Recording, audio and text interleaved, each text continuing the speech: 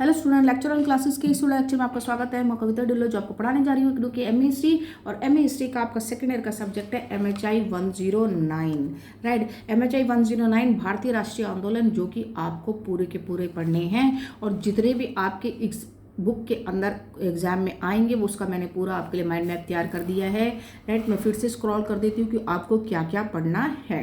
ठीक है, यहाँ से आप स्क्रीनशॉट ले लीजिए आपको क्या क्या पढ़ना है। और गांधी जी के द्वारा चलाए गए जितने भी मूवमेंट्स थी, जितने भी आंदोलन थे, ये सब जितना है ये मैं ऑलरेडी आपके लिए प्लेलिस्ट डाल चुकी हूँ, लेकिन वो पिछले साल डाली थी। सबके कमेंट्स आ रहे हैं कि मैम अच्छी राइटिंग में नहीं था, समझ नहीं, क्लियर नहीं दिख रहा था। ठीक है, राइट। तो आपका जो फर्स्ट है भारत सरकार अधिनियम, जो आपका था चेम्सफोर्ड मॉन्टेग्यू चेम्सफोर्ड अधिवेशन जिसे हम कहते हैं, एक्ट जिसे कहते हैं, ये मैं ऑलरेडी पढ़ा चुकी हूँ। उसके बाद आता है आपका Nehru report. Right, Montagu Chelmsford में आपने क्या पढ़ा था?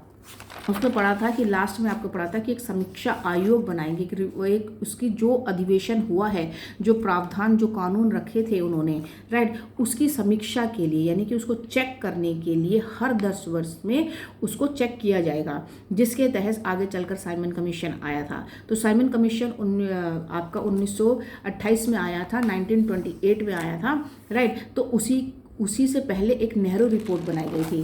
राइट, तो नेहरू रिपोर्ट क्यों बनाई गई थी कि नेहरू रिपोर्ट 10 अगस्त 1928 को पेश की गई थी। यह रिपोर्ट भारत के लिए एक नए अधिराज्य के संविधान की रूपरेखा प्रस्तुत करती थी।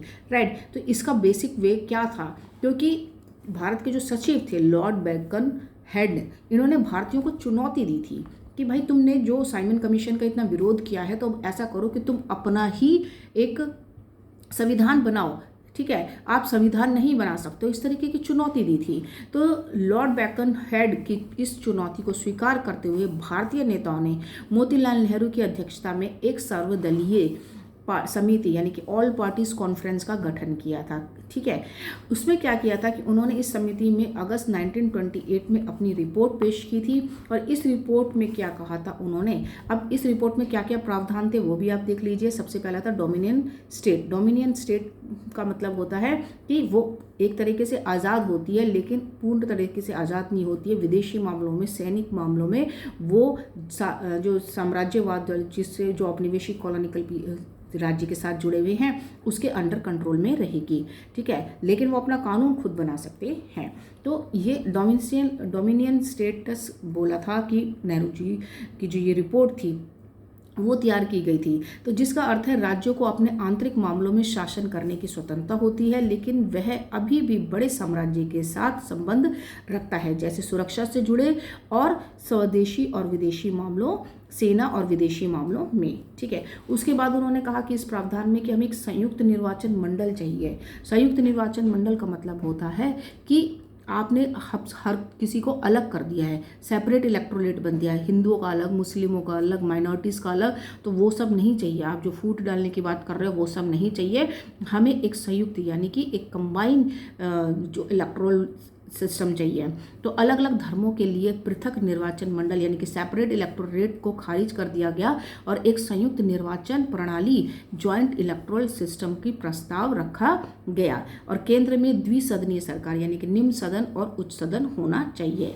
प्रांतों में भी केंद्र की तरह उत्तरदायी शासन की स्थापना की जाए। ये सब नेहरू रिपोर्ट का प्रावधान था। और उत्तर पश्चिम सीमा प्रांतों को ब्रिटिश भारत से के दूसरे प्रांतों की तरह सामान्य वैधानिक स्तर प्रदान किया जाए। जो दूसरे जो राजा के और जो पिछड़े हुए गांव थे, प्रांत थे, उनको भी सामान्य तरीके से वैधता मिली जाए। इस तरीके का प्रावधान नेहरू रिपोर्ट के अंदर था।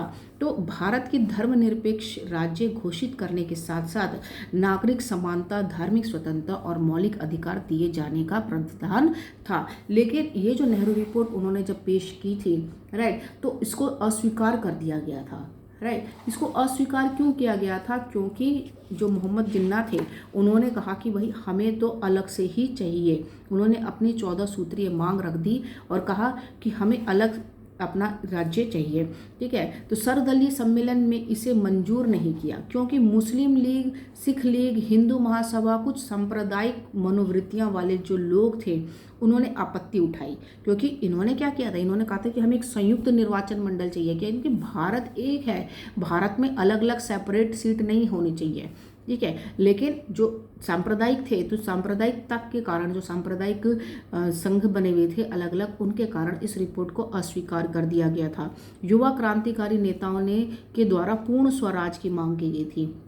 इसमें जो डोमिनियन स्टेट के बारे में बात की थी कि भारत को डोमिनियन स्टेटस प्रदान किया जाए, तो लेकिन जो युवा क्रांतिकारी थे, ठीक है, जो युवा यानी कि जो युवा लोग थे, नेहरू जी थे और उनके साथ नेताजी सुभाष चंद्र बोस थे, तो उन सब ने कहा कि इसे जो है स्वीकार नहीं किया और उन्होंने कहा हमें तो पूरा ही राज्य स्वराज चाहिए हमें, ठीक है। तो इसके विरोध में जिन्ना ने भी अपने प्रसिद्ध 14 सूत्रीय मांगों की जो है 14 पॉइंट्स की मांग रख दी कि मुझे तो अलग ही चाहिए, है ना। तो कांग्रेस में जो युवा गुट ने मिलकर इंडिपेंडेंस फॉर इंडिया लीग की गठन कर दिया। जो कांग्रेस में जो युवा नेता थे उन सब ने इंडिपेंडेंस फॉर इंडिया लीग का गठन कर दिया, जिसके बाद 1929 के लाहौर अधिवेशन में कांग्रेस ने पूर्ण स्वराज्य का लक्ष्य घोषित किया, ठीक है। इस तरीके का आपको आंसर लिखना है कि ये क्यों हुआ थी नेहरू रिपोर्ट और नेहरू रिपोर्ट को अस्वीकार क्यों गया था, ठीक है। तो ये आंसर आपको लिखना है। ये मे भी आपको शॉर्ट नोट्स में आ सकता है, लेकिन आपको ये सारे अधिवेशन जितने भी एक्ट है उनकी नॉलेज होनी चाहिए, उसके बेसिस पे आप पूरी आंसर लिख पाएंगे, ठीक है। आप इसका स्क्रीनशॉट ले लीजिए। मिलते हैं नेक्स्ट वीडियो लेक्चर में, तब तक के लिए नमस्कार।